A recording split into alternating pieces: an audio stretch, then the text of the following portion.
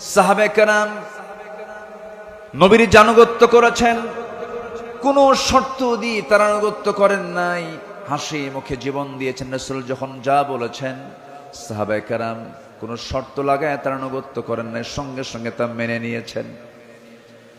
আল্লাহ রাব্বুল আলামিন আমার রাসূলকে এত দাম দিয়েছেন, এত সম্মান দিয়েছেন। আমার আল্লাহ রাব্বুল আলামিন রাসূলকে সম্মান দিতে গিয়ে গোটা বান্দাকে জানিয়ে দিচ্ছেন, ও আমার বান্দারা, আমারও যদি ভালোবাসা পেতে চাও, একজন ব্যক্তির আনুগত্য তোমার জন্য আমি আল্লাহ অপরিহার্য করে দিলাম, সেটা হলো আমার রাসূলের আনুগত্য করা।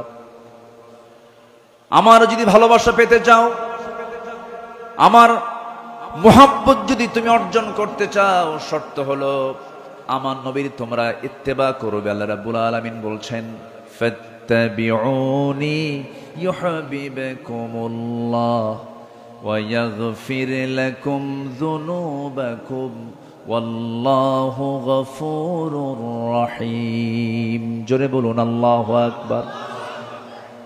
আল্লাহর যদি ভালোবাসা পেতে চাও, নবীর আনুগত্য করো, নবী যা কিছু বলেছেন তা তোমরা ফলো করো। ব্যক্তি জীবন থেকে শুরু করে নিয়া তোমার যত জীবন আছে প্রত্যেকটা জীবনের প্রত্যেকটা অঙ্গনে নবীকে